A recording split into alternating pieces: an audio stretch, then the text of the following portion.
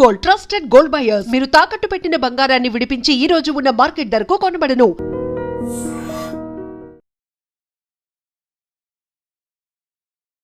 నమస్తే, నేను Kavitha. Welcome to I dream news and నిజాలు. ఇరాన్ మీద అమెరికా, ఇజ్రాయెల్ చేస్తున్నటువంటి యుద్ధం 11వ రోజుకు చేరుకుంది. డొనాల్డ్ ట్రంప్ ఈ యుద్ధం త్వరలోనే ముగిసిపోతుంది అనేటువంటి ఒక ప్రకటన చేశారు. బట్ పెంటగాన్ మాత్రం యుద్ధం ఇప్పుడే మొదలైంది అనేటువంటి ఒక అనౌన్స్మెంట్ కూడా చేసింది. At the same time Donald Trump ఇరాన్లో ఉన్నటువంటి న్యూక్లియర్ ప్లాంట్ల మీద కూడా అటాక్ చేస్తాము అనే మాటతో పాటుగా ఇరాన్ని మేము వదిలేసాము అనేటువంటి ఇంకొక మాట కూడా అంటున్నారు. యాక్చువల్గా డొనాల్డ్ ట్రంప్ ఎందుకని ఇలాంటి డిఫరెంట్ స్టేట్మెంట్లు ఇస్తున్నారు, అక్కడ యాక్చువల్గా ఏం జరుగుతోంది? మనతో పాటుగా ఉన్నారు సీనియర్ జర్నలిస్ట్ సురేష్ కొచ్చతిల్ గారు. సార్ నమస్తే. So Donald Trump right from the beginning different statements అనేవి ఇస్తున్నారు. ఒకటి కాంట్రాడిక్ట్ చేస్తూ ఉన్నటువంటి స్టేట్మెంట్స్. ఈ రోజు మనం మాట్లాడుకుంటున్నవి 4-5 స్టేట్మెంట్లు అన్నీ కూడా ఇరాన్ రిలేటెడ్. అవన్నీ కూడా ఒకదానికొకటి సేమ్ లేవు. అసలు ఎందుకు అలా డిఫరెన్స్ కనిపిస్తోంది? ట్రంప్ ఈ యుద్ధం మొదలుపెట్టినప్పుడే ఆయనకు అర్థం కాలేదు ఎందుకు మొదలుపెట్టామని. ఎందుకు మొదలుపెట్టారంటే ఆ రోజు ఒక ఛాన్స్ దొరికింది వాళ్ళకి. వీళ్ళందరూ ఒక చోట్ల కలుస్తున్నారు, వీళ్ళని ఇవాళ కొట్టాలని. ఆ రోజు కొట్టకపోతే మళ్ళీ ఛాన్స్ ఇంకా దొరకకపోతుండే వాళ్ళకి. బహుశా అది ఉండొచ్చు. లేకుంటే ఏ యుద్ధమైనా ప్లాన్ చేసే ముందు ఒక 2 నెలలు, 3 నెలలు, 4 నెలలు ప్లాన్ చేయాల్సి వస్తుంది. మనం కూడా ఆపరేషన్ సింధూర్ 14 రోజులు తీసుకున్నాం. చిన్న ఒక స్కర్మిష్కి 14 రోజులు. మనకు తెలుసు వాళ్ళ టెర్రర్ అవుట్ఫిట్స్ ఎక్కడ ఉంది. 21 టెర్రర్ అవుట్ఫిట్స్ని ఐడెంటిఫై చేశారు. దాంట్లో 9 కొడతా అని ప్లాన్ చేసిండు, 8 కొట్టారు మనం. కానీ దాన్ని కూడా 14 రోజులు తీసుకున్నాం. చాలామంది మోదీ గారి దగ్గర అడిగారు, అరే ఎందుకు వెయిట్ చేస్తున్నారు, ఇప్పుడే కొట్టచ్చు కదా అని. పెహల్గామ్ కాగానే కాదు. ఈవెన్ శామ్ మనెక్షా గారు 71 వార్ టైంలో ఇందిరాగాంధీ ఇమీడియట్గా పిలిచి చెప్పారు, పాకిస్తాన్ వాళ్ళు చాలా అత్యాచారాలు చేస్తున్నారు, అక్కడ ఢాకా యూనివర్సిటీని పిల్లల్ని చంపేస్తున్నారు, వాళ్ళ ప్రజల్ని చంపేస్తున్నారు బెంగాలీస్ని, మీరు ఇమ్మీడియట్గా ఆర్మీని తీసుకొని ఢాకా వైపు వెళ్ళిపోండి అంటే Sam said no, I need time అన్నారు. ఎందుకని అడిగింది ఇందిరాగాంధీ. ఆ మూవీలో కూడా చాలా బాగా వచ్చింది శామ్ బహదూర్లో డైలాగ్, యాక్చువల్ జరిగిన డైలాగ్ అది. ఏమన్నారంటే ఆయన, ఇప్పుడు వర్షం వస్తుంది, ఫ్లడ్స్ విల్ కమ్, అస్సాంలో మొత్తం నిండిపోతుంది నీళ్ళతో, బెంగాల్లో కూడా అదే సంగతి ఉంది, బ్రహ్మపుత్ర నది, వీ కెనాట్ అప్రోచ్ ఆ ఏరియా, ఇటువైపు గంగా నుంచి అటువైపు బ్రహ్మపుత్ర నుంచి వీ కెనాట్ అప్రోచ్ అన్నారు. సరే మళ్ళీ ఏం చేయాలని అడిగారు. నాకు 6 నెలలు టైం కావాలి. 6 నెలలు అని అడిగా. 6 నెలలు టైం కావాలి, 6 నెలలు టైం ఇవ్వండి, then I show you how fast it can be done. 6 నెలల్లో ప్లానింగ్ చేయాల్సి వచ్చింది వీళ్ళకి. They did a very good planning, అది మెచ్చుకోవాలి శామ్ని.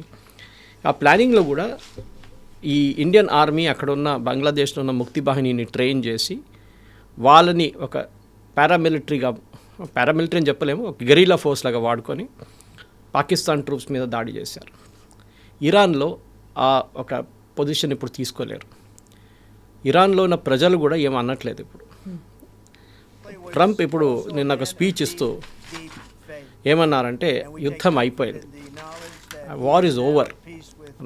సో అందరు కన్ఫ్యూజ్ అయిపోయారు, ఎక్కడైంది వార్, ఇప్పుడు దాకా మొదలుగా 10 రోజులు అయింది, మీరు బాంబుల మీద బాంబులు వేస్తున్నారు, కానీ మీరు రెజీమ్ చేంజ్ అన్నారు, మీరేమో నెక్స్ట్ ఇరానియన్ లీడర్ని సెలెక్ట్ చేస్తా అన్నారు, ఇప్పుడు ఏమైంది సడన్గా అంటే చాలా క్లియర్గా ప్రెసిడెంట్ ట్రంప్కి ఈ యుద్ధంలో ఉన్న కాస్ట్ అందుకు చాలా క్లియర్గా తెలిసిపోయింది. ఎంత ఖర్చు అవుతోంది అనేది. ఖర్చు అనేది ఒక పార్ట్, అమెరికా జరిగే ఖర్చు, నాన్ మానిటరీ ఖర్చు కూడా చాలా ఉన్నాయి దీంట్లో. ఒకటి, కంప్లీట్ గల్ఫ్ ఈకోసిస్టమ్ డిస్ట్రాయ్ అయిపోయింది. సౌదీ అరేబియా నుంచి, దుబాయ్ నుంచి, అంటే యుఏఈ, ఖత్తర్, బహ్రెయిన్, ఒమాన్, మీరు ఏ రాజ్యమైనా తీసుకోండి, they have suffered. Straight of Hormuz, oil prices 110 దాకా వెళ్ళి 120 దాకా వెళ్ళింది నిన్న. కంప్లీట్ ఈకోసిస్టమ్, ఈ ఈకోసిస్టమ్ ఇంకా నార్మల్కి రావాలంటే మీకు 6 నెలల నుంచి సంవత్సరం పాటు పడుతుంది. ఇది మనం కువైత్ చూసాం, when Saddam Hussein invaded Kuwait recover చేయడానికి ఆల్మోస్ట్ 10 సంవత్సరాలు తీసుకున్నారు. ఎందుకంటే సద్దాం హుస్సేన్ వెళ్తూ అన్ని ఆయిల్ వెల్స్ని తగలబెట్టేశాడు. ఇది కూడా అదే చేస్తారు బహుశా వీళ్ళు. ఇంకా ఇరాన్ లాస్ట్ మూమెంట్లో కూడా ఈ సౌదీస్ని కానీ బహ్రెయిన్ చాలా ఘోరంగా కొడుతున్నారు.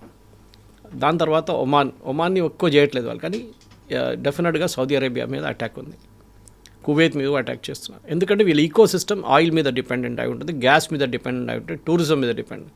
వాళ్ళని కొట్టారు. ఇప్పుడు వాళ్ళే అంటున్నారు, మమ్మల్ని ఎందుకు కొట్టారు, మేము ఏం చేసామంటే మీరు యుఎస్ బేసెస్ని వాడుకున్నారు, వాళ్ళని మీరు అక్కడ ఉండనిచ్చారు.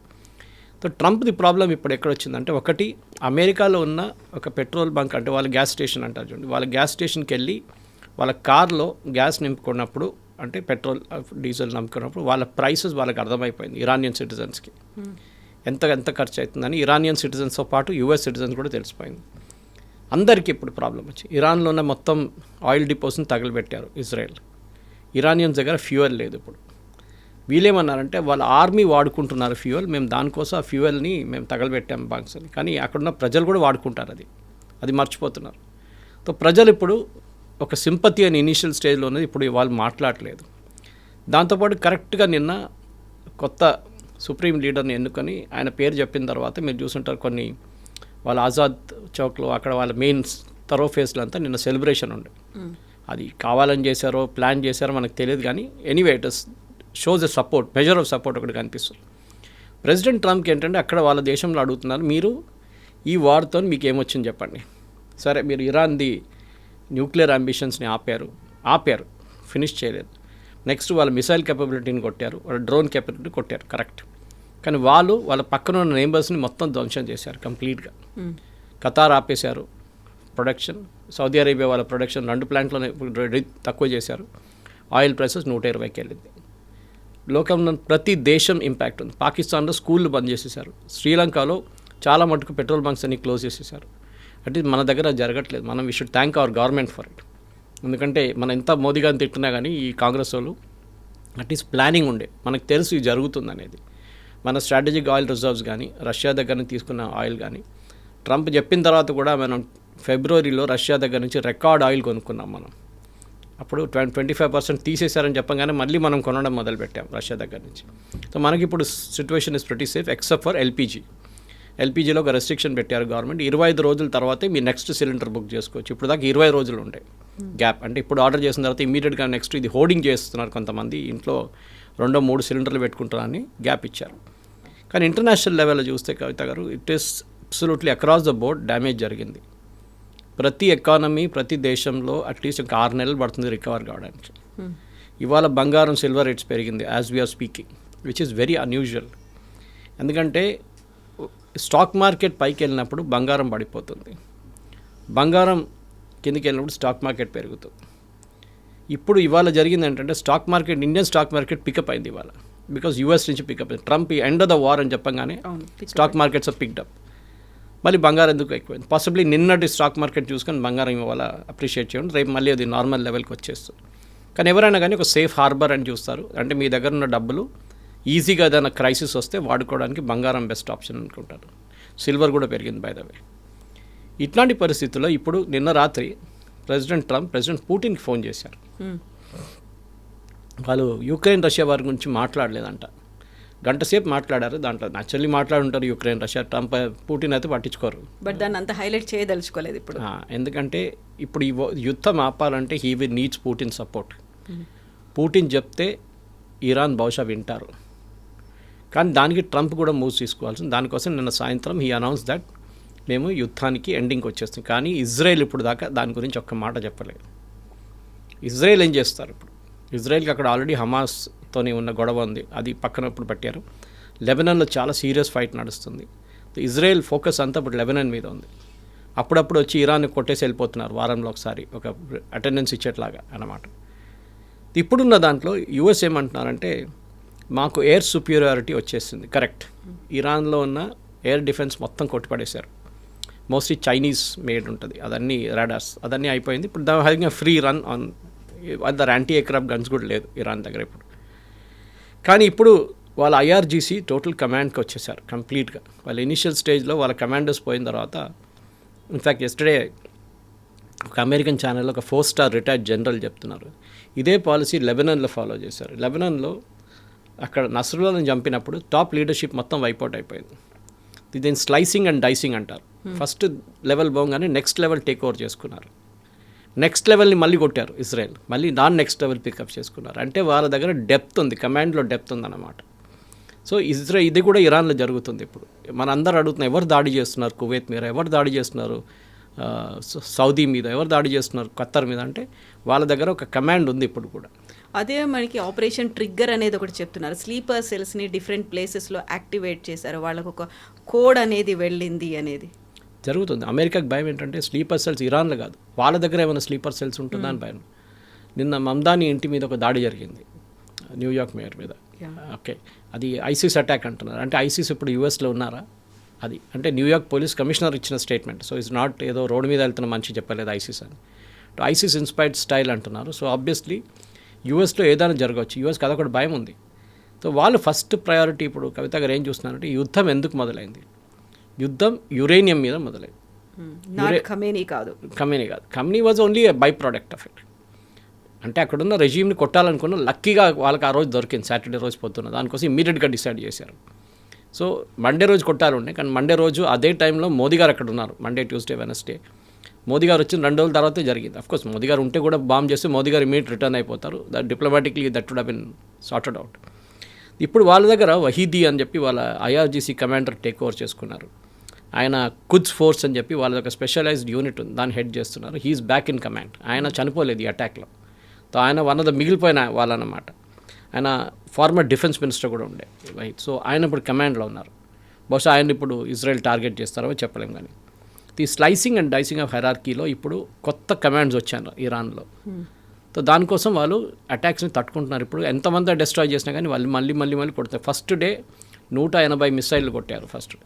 సెకండ్ డే అది 120కి తగ్గింది. 3వ రోజు అది 75 అయింది, మళ్ళీ 50 అయింది. నిన్న 25 మిసైల్స్ కొట్టారు. డ్రోన్స్ పక్కన పెడదాం మనం. డ్రోన్స్ వాళ్ళ దగ్గర కచ్చరాలాగా డ్రోన్స్ ఉన్నాయి, వాళ్ళు కొడుతూనే వెళ్తున్నారు డ్రోన్స్ అనమాట. కానీ యూఎస్కి ప్రాబ్లం ఎక్కడ వచ్చిందంటే వాళ్ళకు ఒక సెక్యూరిటీ స్ట్రాటజీ లేదు. ఇన్ఫ్యాక్ట్ వాళ్ళ దగ్గర ఒక క్రూషియల్ పోస్ట్ వేకెంట్గా ఉంది, నేషనల్ సెక్యూరిటీ అడ్వైజర్. మన దగ్గర అజిత్ దోవల్ గారు ఉన్నట్లు. దట్ వాజ్ ట్రంప్ ఎప్పుడు ఫిలప్ చేయలేదు ఇప్పుడు దాకా. ఎందుకో ఆయన ఫస్ట్ టర్మ్లో ఉండే కానీ సెకండ్ టర్మ్లో లేదు ఇప్పుడు ఈసారి. దానికి ఎందుకంటే ఆయనకు చెప్పిన మాట ఆయన మాటనే అందరు వినాలని ఉంది. So maybe the national security advisor దీనికి I think John Bolton somebody was there before. ఇప్పుడు ఆ పోస్ట్ ఎవరు లేరు ఇప్పుడు. ఆ పరిస్థితిలోనే ఇప్పుడు జనరల్ కేన్ మొన్న chief of staff US army బ్రీఫింగ్లో పీట్ హెస్కే తన బ్రీఫింగ్లో ఏం చెప్పారంటే ఇరాన్ని మేము కంట్రోల్, వాళ్ళ ability to have control outside Iran అది మేము తగ్గిస్తున్నాము. అంటే హెజ్బుల్లా, హమాస్, హూతీలు ఇవాళ పొద్దున కూడా సౌదీ అరేబియాతో మాట్లాడుతున్నారు. హూతీలు సౌదీ అరేబియాకి ఎప్పుడు పడదు. Saudi the only country, Arab country హూతీల మీద దాడి చేస్తున్నారు డైరెక్ట్గా. ఇప్పుడు వాళ్ళు యమన్లో ఉన్నారు, వాళ్ళకి స్పెషలైజ్ ఫోర్స్ యమన్లో ఉంది. అక్కడున్న గవర్నమెంట్ని సపోర్ట్ చేస్తుంది సౌదీ అరేబియా. ఇప్పుడు హూతీలు మాట్లాడుతున్నారు. ఇప్పుడు హూతీలు ఏమంటున్నారంటే మాకు ఇరాన్ నుంచి ఇంకా డబ్బులు రావు, మేము బతకాలి, మీరు డబ్బులు ఇస్తే మేము క్వైట్గా కూర్చుంటాం ఇక్కడ యమన్లో, మిమ్మల్ని ఏం చేయము, షిప్స్ని ఏం చేయము, మాకు డబ్బులు కావాలి, మాకు ఆయుధాలు దొరకకపోతే కూడా ప్రాబ్లం లేదు, మేము బతకాలి మేము. సో వాళ్ళకి సౌదీ అరేబియా వాళ్ళతో మాట్లాడుతున్నారు అనమాట. సో దాంతోపాటు యుఎస్ ఆర్మీ ఏమంటున్నా అంటే వీ హ్యావ్ నౌ ప్రివెంటెడ్, మిగతా చోట్ల అటాక్ ఉండడానికి ప్రివెంట్ చేస్తున్నాం. కానీ అది జరగట్లేదు. మనం చూస్తున్నాం అప్పుడప్పుడు ఒక 2 మిసైళ్ళు పడుతున్నాయి, 10 డ్రోన్లు వెళ్ళి పడుతుంది. నిన్న రాత్రి కూడా చాలా మటుకు అటాక్స్ జరిగాయి. అంటే ఇరాన్ దగ్గర ఇప్పుడు కూడా ఫైర్ పవర్ ఉందన్నమాట. అది కాకుండా ప్రెసిడెంట్ ట్రంప్కి ఇప్పుడు ఇరానియన్ లీడర్షిప్ మీద కూడా ఒక ప్రాబ్లం వచ్చింది. మీకు గుర్తుంటుంది, ఇవాళ పొద్దున మాట్లాడుతూ కూడా అందరు అడిగారు ఎవరో ప్రెస్ వాళ్ళు, నిన్నటి ప్రెస్ కాన్ఫరెన్స్ మన దగ్గర పొద్దున టైంకి ఇండియన్ టైం, అంటే మీరు ఇరాన్లో ప్రజల దగ్గర రోడ్డు మీదకి రమ్మన్నారు, change is coming, help is on the way అన్నారు. కానీ ఇప్పుడు మీరు ఇరానియన్ ప్రజల దగ్గర ఏం చెప్పట్లేదు, మీరేమో విత్డ్రా చేసుకుంటున్నారు. ప్రజల సంగతి ఏమవుతుంది? మీరే చెప్పారు వాళ్ళ ప్రజలు ప్రొటెస్ట్ చేయాలి అది ఇది అన్నారు. ఇప్పుడు వాళ్ళ కొత్త లీడర్షిప్ వచ్చేసింది, వాళ్ళు ఏదో జరగలేదు, అసలు ఏం జరగలేనట్టు మాట్లాడుతున్నారు వాళ్ళు. మీరేమో యుద్ధం అయిపోయింది నేను విత్డ్రా చేసుకుంటా అంటున్నారు. What are the strategy behind? మీరు ఎందుకు వెళ్ళారు అంటే యురేనియం. ఇప్పుడు ఈ యురేనియంకి ఏంటి ఏం చేయబోతున్నారు, అదొకటి మెయిన్ టార్గెట్ అనమాట. దీన్ని ఏమంటున్నారంటే యురేనియం కొన్ని చోట్ల పెట్టుకున్నారు వీళ్ళు. ఒకటి ఇస్ఫహాన్, అక్కడ యూనివర్సిటీ ఉంది పెద్దది ఒకటి, దగ్గరే న్యూక్లియర్ ఫెసిలిటీ ఒకటి ఉంది. అక్కడ ఆల్మోస్ట్ 200 కిలోగ్రాముల ఎన్రిచ్డ్ యురేనియం ఉంది అంటున్నారు. అది మన పొట్లాల గట్టు అక్కడ పెట్టరు వాళ్ళు. It is a highly secure thing deep inside mountains. దానికోసం వీళ్ళు లాస్ట్ టైం కొట్టినప్పుడు కూడా B-2 బాంబర్స్లో డ్యామేజ్ జరగలేదు, దానికి అక్కడ దాకా వెళ్ళలేకపోయారు. సెకండ్ ఏంటంటే దానికి వెంటిలేషన్ షాఫ్ట్ లేదు. వెంటిలేషన్ మీరు కొండ కింద వెళ్ళినప్పుడు న్యాచురల్ వెంటిలేషన్ షాఫ్ట్ కావాలి మీకు, ఫ్రెష్ ఎయిర్. వీరు ఇంకేదో టెక్నాలజీ యూజ్ చేసి ఫ్రెష్ ఎయిర్ పంపిస్తున్నారు లోపలికి. బహుశా అది పైప్ నుంచి పంపిస్తున్నారేమో, ఫుట్ ఆఫ్ ద మౌంటైన్ నుంచి లోపలికి పైప్లో ఫ్రెష్ ఎయిర్ పంపిస్తున్నారు, అది ఉండొచ్చు. సో ఇప్పుడు జరిగిన దాడిలో కూడా ఈసారి కూడా అది డిస్ట్రాయ్ కాలేదు. అంటే లాస్ట్ ఇయర్ జూన్లో జరిగిన దాడిలో ఇట్ వాజ్ నాట్ డిస్ట్రాయిడ్, కానీ అక్కడ ఉంది. ప్రెజెంట్ ప్యూరిటీ ఏమంటున్నారంటే ఈ 60% దాకా ప్యూరిటీ ఉంది దానికి, ఆ యురేనియంకి అంటున్నారు. దాన్ని బయటికి ఎట్లా తీయాలి, ఇది ఒక పెద్ద ప్రశ్న ఇప్పుడు ప్రెసిడెంట్ ట్రంప్కి అండ్ ఆల్సో నెటన్యాహు. ఒక స్పెషలైజ్ ఫోర్స్ని యూఎస్ తయారు చేస్తున్నారు దీనికని చెప్తున్నారు. So I made my notes on that basis అనమాట ఇవాళ పొద్దున. ఎట్లా తీస్తారు అక్కడి నుంచి ఆ యురేనియం బయటకు ఎట్లా తీయాలని చెప్పి ఒక స్ట్రాటజీ వీళ్ళు డెవలప్ చేస్తున్నారు అన్నమాట. ఒకవేళ తీయకపోతే వాటిని మేము పేల్చేస్తాము అనేటువంటి ఒక మాట కూడా ట్రంప్ అంటున్నారు. చేయలేరు అంత ఈజీగా. యురేనియం అనేది పేల్చేస్తే మళ్ళీ నెక్స్ట్ ఒక 10,000 సంవత్సరాల దాకా అక్కడ ఎవరు ఉండలేరు ఇరాన్లో. It is not easy. Hiroshima Nagasaki మనం చూసాం. We saw the Fukushima nuclear reactor disaster. Chernobyl మనం చూసాం. ఇదంతా చూసిన తర్వాత పేల్చేస్తాం ఏదో దివాళీ పటాకాలు కాదు ఇది. He has to extract it. అంటే అక్కడ ఒక స్పెషలైజ్డ్ గ్రౌండ్ ఫోర్స్ని పంపించి ఆ యురేనియంని బయట తీసుకోవాల్సి వస్తుంది. దాన్ని వాళ్ళు చూసుకొని ఊరుకోరు. పక్కన ఇరానియన్స్ వాళ్ళు డెఫినెట్గా అటాక్ చేస్తారు. వాళ్ళతో సరే ఒక ఒప్పందం చేసి ఆ న్యూక్లియర్ మెటీరియల్ బయట తీయాలంటే వాళ్ళు పట్టించుకోరు. ఇంత చేసిన తర్వాత వాళ్ళు అస్సలు అగ్రీ చేయరు దానికోసం. సో ఈ ఇస్ఫహాన్ న్యూక్లియర్ ఫెసిలిటీలో ఉన్న దాన్ని స్పెషలైజ్ ఫోర్స్ యూజ్ చేసి 200 కిలోలు ఉన్న హైలీ ఎన్రిచ్డ్ యురేనియం బయట తీయాలి. ఈ హైలీ ఎన్రిచ్ యురేనియం అనేది మనం యూజువల్లీ యురేనియం వాడుతున్నప్పుడు దీనికంటే ముందు కూడా మనం డిస్కస్ చేసాం. పీస్ఫుల్ పర్పస్ అంటే న్యూక్లియర్ ప్లాంట్ నడిపించడానికి యూజ్ చేస్తాం. మన దగ్గర చెర్లపల్లిలో ఉన్నట్ల సేమ్ థింగ్. కానీ ఇది ఇప్పుడు 60% ప్యూరిటీకి వచ్చేసింది. న్యూక్లియర్ బాంబ్ తయారు చేయొచ్చు అంటే తయారు చేయొచ్చు, కానీ అంత బాగుండదు. It's not a great nuclear bomb. Perfection ఉండదు. 90%కి వచ్చేస్తే పర్ఫెక్షన్ వచ్చేస్తుంది. దానికి ఇంకొక 3-4 నెలలు దూరం ఉన్నారు ఇరాన్ ఇప్పుడు. సో ఈ టైంలో ఆ న్యూక్లియర్ మెటీరియల్ని బయటికి తీసుకురావాలంటే ఒక పెద్ద ఛాలెంజ్ ఉండబోతుంది. నా దగ్గర ఉన్న నోట్స్ ప్రకారం వీళ్ళు ఇస్ఫహాన్లో ఉన్న టనల్స్లో ఇది లోడ్ చేసి పెట్టారు. అక్కడి నుంచి బయటికి తీయడానికి అమెరికా ఒక స్పెషల్ ఫోర్స్ని పంపించాల్సి వస్తుంది. ఆ స్పెషల్ ఫోర్స్ మనం వెనిజువేలాలో చూసాం. దానికన్నా ముందు ఒసామా బిన్ లాడెన్ని చంపినప్పుడు చూసాం. యూఎస్ నేవీ సీల్స్ని వాడారు. అట్లాంటి ఒక స్పెషలైజ్ ఫోర్స్ని తీసుకొని వీళ్ళు అప్రోచ్ చేయాల్సి వస్తుందన్నమాట. సో ఏరియల్ బొంబార్డ్మెంట్ ఒకటే చేసి మీరు ఆ న్యూక్లియర్ ఫెసిలిటీని మొత్తం ధ్వంసం చేయలేరు. మ్యాక్సిమం మీరు కొన్ని రోజులు దాని ఎంట్రన్స్లో కొట్టచ్చు. అది కూడా వాళ్ళు క్లియర్ చేసుకున్నారంట. లాస్ట్ 6 నెలల్లో ఫస్ట్ బాంబింగ్లో జూన్లో జరిగిన బాంబింగ్లో చాలా మటుకు వాళ్ళు బుల్డోజర్లు జేసీబీలు యూజ్ చేసి మొత్తం క్లియర్ చేసేసారంట. ఇప్పుడు వాళ్ళు అప్రోచ్ అవుతున్నారు. మళ్ళీ ఆ పర్టికులర్ స్పాట్కి అప్రోచ్ అయ్యారని చెప్పిన తర్వాతనే ఈ కొత్త వార్ మొదలైందన్నమాట. ఇప్పుడు దాంట్లో ఎలీట్ యూనిట్స్ యూఎస్ మిలిటరీ నుంచి యూజ్ చేయాల్సి వస్తుంది. వాళ్ళ జాయింట్ స్పెషల్ ఆపరేషన్స్ కమాండ్ అని ఉంది. ఇజ్రాయేలీ కమాండో ఫోర్స్తోని కలిసి వీళ్ళు ఇన్ఫిల్ట్రేట్ చేసి టనల్స్ లోపలికి వెళ్ళి secure and then or destroy the uranium అంటారు. ఆ డెస్ట్రాయ్ అనే వర్డ్ నాకు చాలా డిస్టర్బింగ్ ఉందంటే uranium can never be destroyed. It will be big disaster. Not just అక్కడ వెళ్ళి డిస్ట్రాయ్ చేస్తున్న వాళ్ళు కూడా కాదు, మిగతా చుట్టుపక్కల ఉన్న ఒక 100-200 కిలోమీటర్ 300 కిలోమీటర్ దాకా ఎవరు ఉండలేరు దాని తర్వాత. ఆ పరిస్థితిలో ఉంటుంది. Or that entire mountain will collapse. Okay, అది కూడా జరగవచ్చు ఆ బ్లాస్ట్లో. బికాజ్ మనం పోఖ్రాన్లో చూసాం. మనం ఎట్లా హౌ డు వి బ్లాస్ట్ అనమాట. అండర్ గ్రౌండ్కి వెళ్ళి ఎంతో లోతుకి వెళ్ళి 2-3 కిలోమీటర్ లోపుకి వెళ్ళి అక్కడ మనం యురేనియం పెట్టి we blasted to test the potency of it అనమాట. ఇదంతా ఈజీ కాదు. దీన్ని చేయాలంటే చాలా మటుకు వీ నీడ్ స్పెషలైజ్డ్ ట్రూప్స్. దీనికి ఆ సరౌండింగ్ ఏరియాలో ఉన్న మనుషులు సపోర్ట్ చేయాల్సి వస్తుంది. లాజిస్టిక్స్ కావాల్సి వస్తుంది. అంటే మీకు చినూక్ హెలికాప్టర్స్ కానీ మిగతా ఎయిర్క్రాఫ్ట్ కానీ B-2 బాంబర్స్ పైనుంచి తిరుగుతుంటుంది. దాంతోపాటు F-35 కూడా ఉంటుంది. ఇది అన్నీ చేయాల్సి వస్తుంది, అన్నీ తీసుకురావాల్సి వస్తుంది అనమాట. కానీ ఇప్పుడున్న పరిస్థితుల్లో possibly this is not possible. So president Trump ఇప్పుడు అయిపోయింది యుద్ధం అనగానే ఎట్లా స్టాప్ చేస్తారు, ఎక్కడ స్టాప్ చేస్తారంటే యురేనియంతోనే స్టాప్ కావాల్సి. లేకుంటే మళ్ళీ 6 నెలల తర్వాత నేను చెప్పిన దాని ప్రకారం మళ్ళీ ఇదే యుద్ధం మళ్ళీ ప్రారంభమవుతుంది.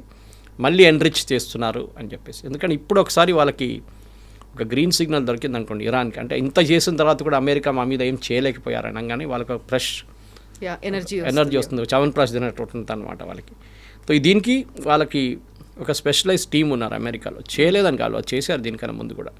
కానీ అది ఇంత పెద్ద కెపాసిటీలో చేయలేదు. న్యూక్లియర్ డిజాస్టర్ ఇక్కడ జరిగినప్పుడు they have use certain units. దాన్ని రేడియలాజికల్ మెటీరియల్స్ హ్యాండిల్ చేస్తే రెండర్ సేఫ్ యూనిట్స్ అని చెప్పి ఒక యూనిట్ ఉంది యూఎస్ ఆర్మీలో.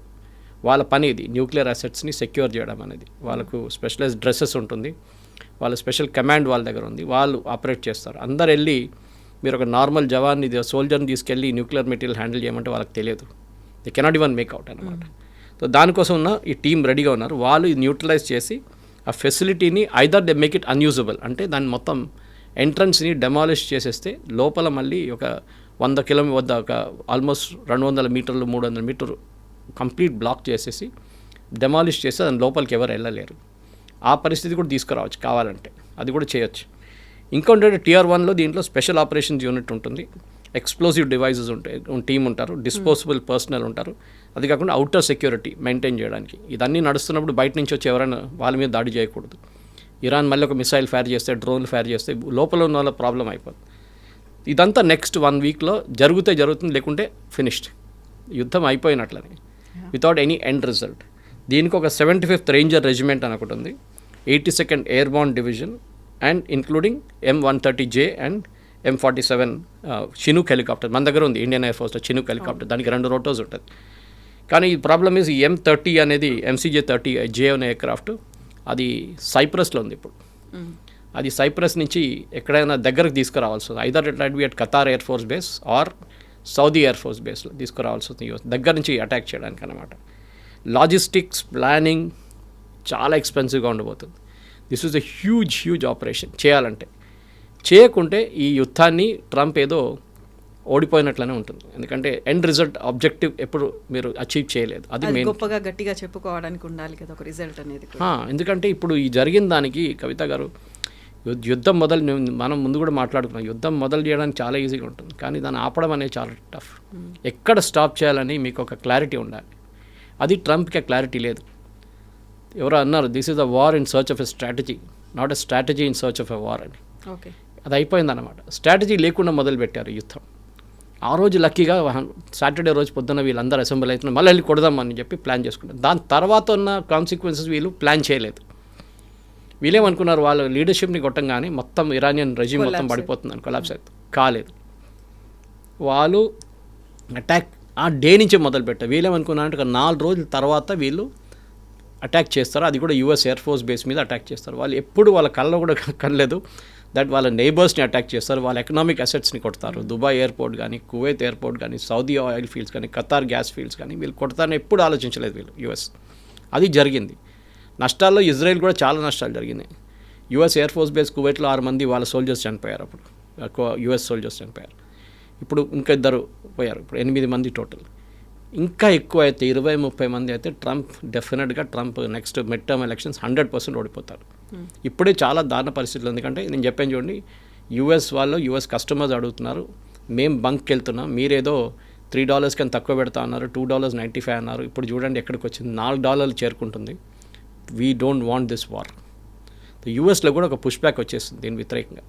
కానీ ట్రంప్ ఇంత దూరం వెళ్ళిన తర్వాత మళ్ళీ తిరిగి రావాలంటే he has to show some result. ఆ రిజల్ట్ ఇప్పుడు నేను మాట్లాడినాను.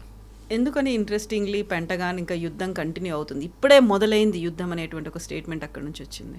Cross purposes. ఎందుకంటే పీట్ హెస్గెత్ ఉన్నారు చూడండి, he is a department of war అని పేరు మార్చుకున్నప్పుడే మీకు తెలిసిపోతుంది. డిపార్ట్మెంట్ ఆఫ్ డిఫెన్స్ కాదు, డిపార్ట్మెంట్ ఆఫ్ వార్.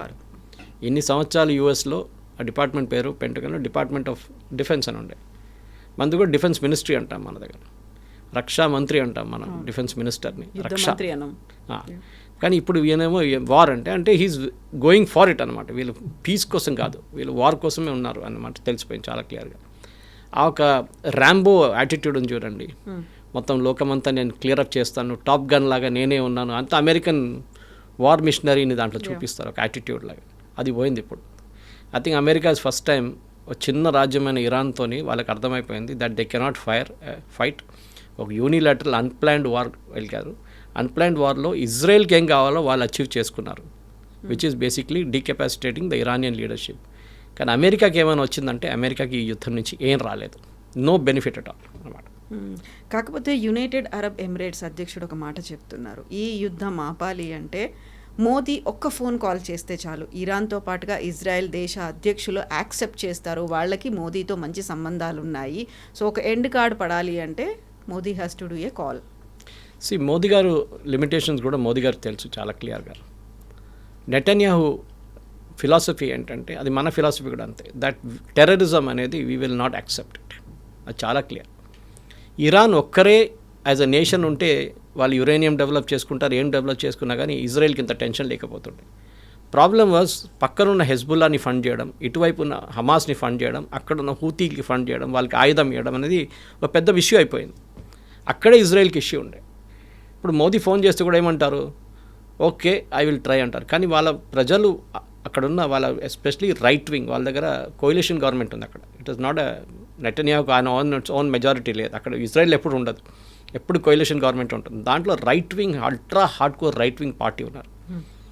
వాళ్ళు సపోర్ట్ విత్డ్రా చేస్తే రేపు నెటన్యాహు గవర్నమెంట్ ఉండదు. వాళ్ళకేంటంటే ఫినిష్ ఇరాన్ కంప్లీట్లీ. ఇరాన్ అని కాదు, వాళ్ళకి ప్రతి గాజా కానివ్వండి, ఈవెన్ వెస్ట్ బ్యాంక్లో వాళ్ళు అంటున్నారు, ఇటు లెబనాన్లో వాళ్ళు ఏమంటున్నారు, కంప్లీట్ మేము అసలు అంగీకరించాము ఏ దేశంని. So Netanyahu is more like a left wing ఇప్పుడు యాక్చువల్లీ చూస్తే. సెంటర్లో ఉన్నారు, సెంటర్ ఆఫ్ ద రైట్ అని చెప్పొచ్చు, కానీ వీళ్ళేమో ఎక్స్ట్రీమ్ రైట్ వింగ్ ఉన్నారు. ఈ పరిస్థితిలో మోదీ గారు ఫోన్ చేసినా ఫోన్ చేయకపోయినా కానీ నెటన్యాహు విల్ టేక్, ఆయనకు ఎండ్ రిజల్ట్ కావాల్సింది ఏంటంటే ఇరాన్లో ఈ రెజీమ్ ఉండకూడదు. కానీ అది ఇప్పుడు జరగట్లేదు. అది యాక్చువల్లీ యూఎస్ మీద ఉండే ఆ పని. కొత్త రెజీమ్ని తీసుకురావడం అనేది రెస్పాన్సిబిలిటీ యూఎస్ మీద ఉండే, కానీ యూఎస్ అది అచీవ్ చేయలేకపోయారు. ట్రంప్ అది ఒక గేమ్. ట్రంప్కి అసలు కన్ఫ్యూజ్డ్ ఉన్నారు. మీరు చెప్పాను చూడండి స్టార్టింగ్లోనే, ఒకరోజు ఒక మాట అంటారు, నెక్స్ట్ ఇంకో మాట అంటారు, మూడో రోజు ఇంకోటి అంటారు. రెజీమ్ చేంజ్ అన్నారు, Iranian people have to come to the street అన్నారు. దానికన్నా 6 గంటల ముందు అన్నారు మీ స్ట్రీట్ మీద రాకండి, మిమ్మల్ని మేము ఫైరింగ్ చేస్తున్నాం, మీ మీద వచ్చి పడుతుందేమో అని చెప్పేసి. ఇప్పుడు ఇరానియన్ ప్రజలు కూడా అర్థం చేసుకున్నారు, మాకు అమెరికా నుంచి సపోర్ట్ ఏం రాదు. మేము 1500 మందిని కోల్పోయాం. రోడ్డు మీద వెళ్ళి ప్రొటెస్ట్ చేసిన వాళ్ళని చంపేశారు వీళ్ళు. బజీజ్ ఫోర్సెస్ ఉన్నారు, వాళ్ళు ఈ మిలిషియా గ్యాంగ్, వాళ్ళు రోడ్ల మీద తిరుగుతున్నారు, బైక్ల మీద తిరుగుతారు. వాళ్ళు ఎవరిని కనిచిన రోడ్డు మీద కనిపించినా బుర్కా లేకుండా వాళ్ళు చంపేస్తారు. ఒక మహిళ తెలియని ఒక మగని తన రోడ్డు మీదకి వెళ్తే వాళ్ళని చంపేస్తారు. ఇదంతా అక్కడ జరుగుతుంది ఇరాన్లో. ఇది ఎంత ప్రాబ్లం ఎక్కడ వచ్చిందంటే ట్రంప్కి ఒక ప్లాన్ లేకుండా యుద్ధంలో దిగారు. ఇప్పుడు అందరూ అంటున్నారు, అమెరికాలో ఉన్న రిటైర్డ్ 4-స్టార్ జనరల్స్, పెంటగన్లో ఉన్న ముందు అడ్వైజర్స్, ప్రెసిడెంట్ ట్రంప్కి ఫస్ట్ టర్మ్లో ఉన్న అడ్వైజర్స్ అందరూ ఇదే అంటున్నారు, he went to the war without a plan. Israel went to the war with a plan. అది డిఫరెన్స్ అనమాట. ఇజ్రాయెల్ చాలా క్లియర్, మాకు రెజీమ్ హెడ్ని కొట్టాం, నస్రుల్లాని కొట్టాం, ఈ ఖమేని కొట్టాం, అయిపోయింది మాది, we have achieved our objective. Next level దిగొస్తారో వాళ్ళు బిహేవ్ చేయకపోతే వాళ్ళని కూడా మేము కొడతాం. బట్ యూఎస్కి దీంట్లో ఏముందనేది ఎవరికి అర్థం కావట్లేదు. యూఎస్కి ఏంటంటే మెయిన్ ప్రాబ్లం వీళ్ళది న్యూక్లియర్ ప్రాబ్లం. ఆ న్యూక్లియర్ ప్రాబ్లం నేను మీకు డీటెయిల్గా ఇప్పుడు ఎక్స్ప్లెయిన్ చేశాను. అది అక్కడి నుంచి తీయాలంటే చాలా కష్టం. ఐఈఏఈ కూడా అంటే ఇంటర్నేషనల్ అటామిక్ ఎనర్జీ ఏజెన్సీ కూడా చెప్తున్నారు 60% ప్యూరిటీ ఉంది ఇప్పుడు వాళ్ళ దగ్గర. ఇప్పుడు యుఎస్ ఆ యురేనియన్ని తీసి ఏం చేద్దాం అనుకుంటుంది? తీసుకుంది పెట్టుకోవచ్చు, that is not a problem. తీసుకొని సేఫ్గా ఎక్కడైనా పెట్టుకోవచ్చు, ఐఏఈకి హ్యాండ్ ఓవర్ చేయొచ్చు, or they can keep it in there nuclear facilities. Okay, తీయడానికి ప్రాబ్లం కవిత గారు. ఇది రెడీమేడ్గా ఎవరు అక్కడ ఒక డబ్బాలో పెట్టుకుంటే ప్రాబ్లం లేదు. This has to be very carefully extracted. అంటే ఎంత జింజర్లీ హ్యాండిల్ చేయాలంటే ఇది ఎక్కడో ఒక చిన్న మైన్యూట్ డ్రాప్ పడితే చాలు గ్రౌండ్ మీద అయిపోయింది.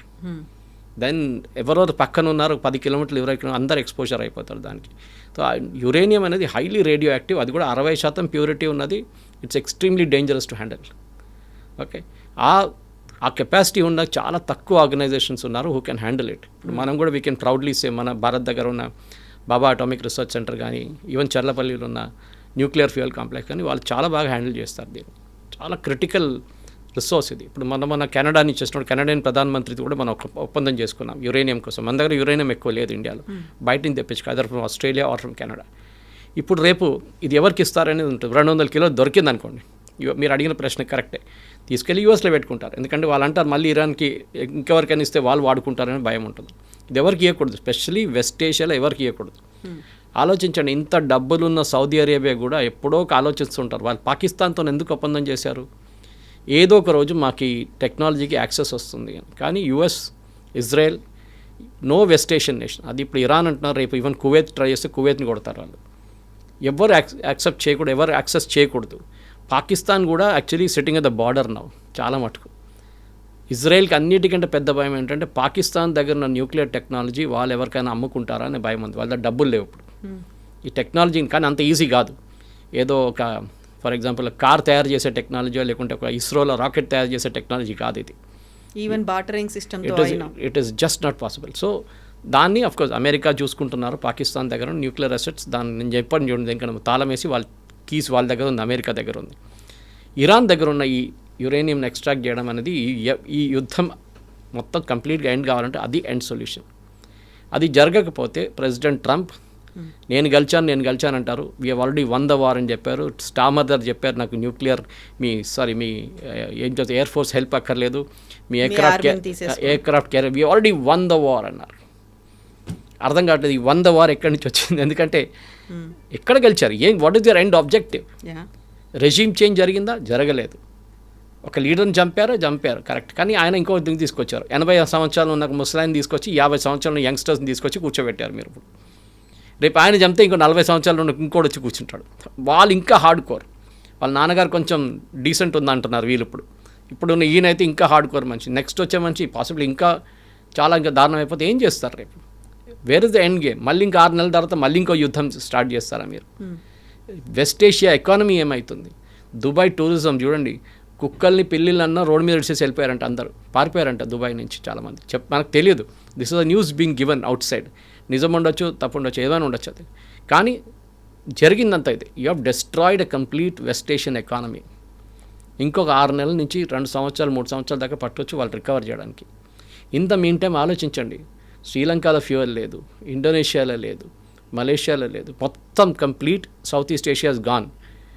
ఇటువైపు యూకేలో గ్యాస్ ప్రైసెస్ 30, 40, 50% పెరిగిందంట అట్ ద బంక్స్. ఎట్లా ఉంటారు వీళ్ళు? యూకే దగ్గర ఇంకా 2 వారాలకు ఉన్న గ్యాసే ఉందంట. ఏం చేస్తే ఎక్కడి నుంచి తెప్పించుకుంటారు?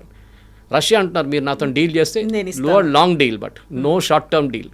వారం తర్వాత మాకు మళ్ళీ మేము ఆఫ్ చేసేస్తాం ట్యాప్ అంటే మాకు అక్కర్లేదు. అంటే యూక్రెయిన్ని సరెండర్ చేపియండి. That will be Putin's first condition. Ask Ukraine to surrender we will give you gas, otherwise no gas. Simple as that. అందరికీ అన్ని స్ట్రాటజీస్ ఉన్నాయి.